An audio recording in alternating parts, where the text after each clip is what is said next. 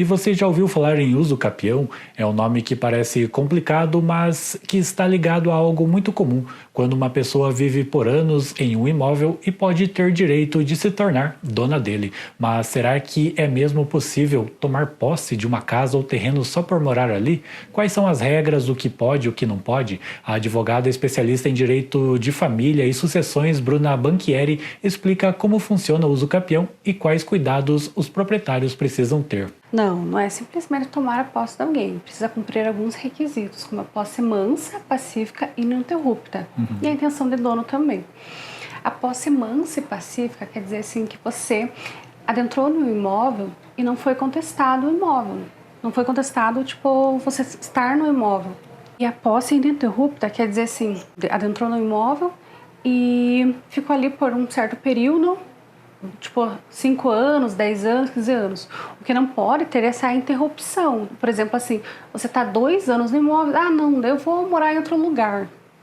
Daí ficar morando lá em outro lugar por um certo tempo, de voltar. Não, precisa ser ininterrupta. Você ficar no imóvel por determinados anos, assim, 5 anos, 10 anos, vai depender da modalidade ali do uso capião. Agora que entendemos que não é simplesmente invadir e ficar no imóvel, Bruna explica quais são os tipos de uso capião e como eles funcionam na prática. Cada um tem suas regras, prazos e requisitos diferentes. Então, na verdade é assim, a gente já teve vários casos no escritório. Tem o proprietário, mas ele não... simplesmente não liga para o imóvel, deixou o imóvel. Aí veio uma pessoa e ficou na posse do imóvel, construiu, começou a plantar no imóvel. Isso daí configura claramente o uso capião, porque é perda da propriedade. Então, assim, há vários tipos de uso capião.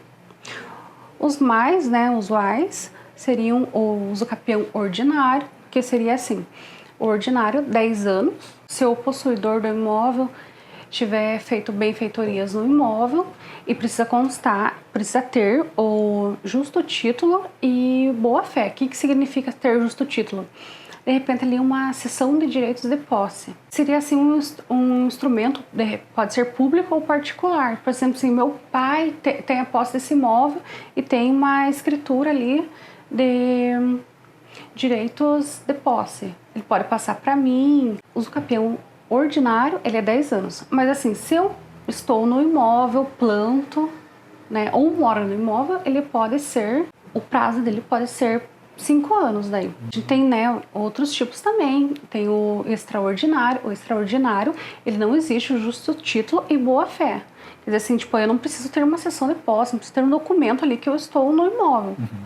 Então, o prazo dele é 15 anos e ele pode ser diminuído para 10 anos, desde que eu esteja plantando no imóvel, ou que eu fiz a minha casa no imóvel, ou fiz, tipo, por exemplo, um barracão, para mim trabalhar.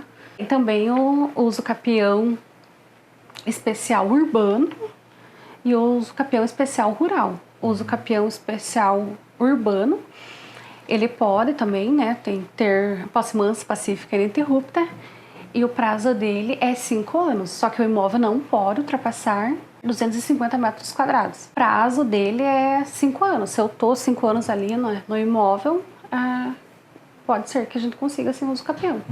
E o uso capião especial rural, ele também, o prazo dele é 5 anos. O imóvel ele não pode passar de 50 hectares. Cada caso é específico, tem que ser estudado com o advogado. Exatamente. A gente o cliente tem que chegar ali, no escritório, e a gente tem que analisar, ver qual se enquadra. O uso capião familiar é naqueles casos em que um dos cônjuges sai do imóvel e tipo abandona o imóvel, abandona o lar, abandona a família, e o prazo dele é 2 anos. Não, um dos requisitos é não precisar, não ter outros imóveis no nome, não pode ter imóvel registrado no nome, tanto urbano quanto rural. A pessoa já pode requerer, né? Exatamente. E assim, também o imóvel ele não pode ultrapassar 250 metros quadrados. Também tem a limitação de metragem. Tem, exatamente. Se uma pessoa ocupa um imóvel, por anos, mas nunca pagou IPTU, as contas do local, ela ainda pode, requerer uso capião, pedir uso capião? Pode, sim. A verdade é sim. Seria uma prova a mais, né? O recolhimento do IPTU, ITR, INCRA. Mas claro que a gente pode utilizar outros meios de prova. Declaração ali dos vizinhos também, a gente poderia utilizar. E para quem é proprietário de um imóvel, como evitar esse risco? O que fazer para que alguém não tente requerer o usucapião da sua propriedade? A advogada traz orientações importantes para evitar este tipo de situação e explica também como funciona o processo quando alguém entra com este pedido na justiça. O proprietário do imóvel, ele precisa manter o imóvel em condições de uso. Ele precisa sempre estar ali regularmente olhando o imóvel, vendo se alguém adentrou no imóvel. Se por acaso alguém adentrou no imóvel, né, sem autorização, você pode entrar com uma medida...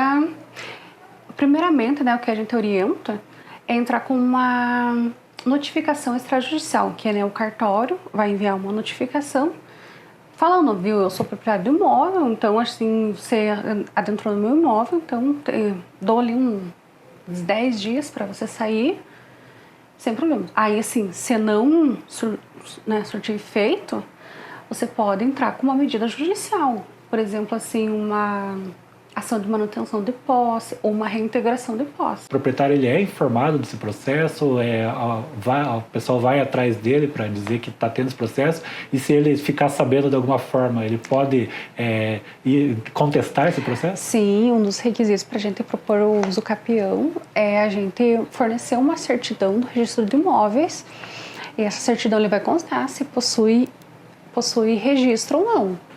Aí assim, possui registro, o proprietário do imóvel, ele obrigatoriamente vai ser informado desse usucapião. Ele pode contestar o usucapião, né, dentro do prazo legal ali. Ele pode contestar e falar, não, eu tô cuidando do meu imóvel. Não vai ser permitido fazer o usucapião desse imóvel. Mas ele precisa apresentar alguma prova? Ou só as provas de que ele deixou de lado já vai contra ele? Como que funciona? Não, na verdade é assim, ele pode apresentar contas pagas, né, IPTU, ITR, INCRA, ele pode sim. E caso não tenha sido pago, vamos supor que o pessoal que está morando ali está arcando com essas dívidas, né? Conta de água, luz, talvez até mesmo IPTU, isso já tira o direito dele contestar? A gente precisa analisar ali quantos anos, né, que a pessoa está pagando essas contas.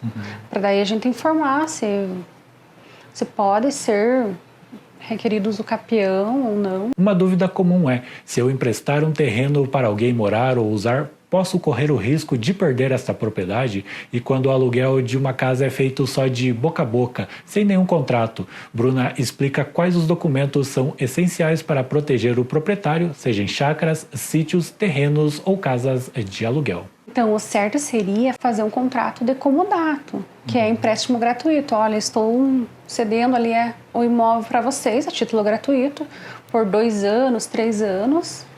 Mas seria muito importante fazer esse contrato. Esse contrato pode ser feito ali de boca a boca ou tem que fazer um negócio registrado? A gente sempre orienta que seja feito, né, através de um advogado e que seja assinado, que não seja verbal, né? Que daí a gente tem ali a prova robusta. No caso, uma propriedade rural que é cedido para a pessoa trabalhar, vai ter algumas cláusulas ali, dependendo do trabalho que for sido realizado. Isso, seria interessante fazer um contrato de arrendamento daí, para que futuramente eles não queiram entrar, né, com o processo do usucapião. Em casos em que o proprietário do imóvel queira alugar o imóvel ou até mesmo, né, fazer um empréstimo gratuito, que seria o comodato, assim a gente orienta para fazer um contrato, pedindo locação, arrendamento, porque com isso a pessoa, né, que está no imóvel não teria direito a, né, futuramente a requerer o usucapião. Pessoas que trabalham com casas de aluguel, né, tem casas alugadas, elas correm um risco se não tiver documentado? Sim, exatamente. Por isso que a gente sempre orienta que faça um contrato de locação. Porque assim, né, se de repente assim, a pessoa alugou o imóvel e foi só de boca, não fez um contrato e fica lá por 5 anos, 10 anos, ela pode ter, né, pode querer entrar com o usucapião. Daí se a pessoa não contestou, tipo, não fez um contrato, como é que depois vai provar? Não precisa ser registrado em cartório, pode ser ali, eles assinam Não tem problema algum. Tendo a assinatura das duas partes, ali Tendo a já assinatura das duas partes, é tranquilo.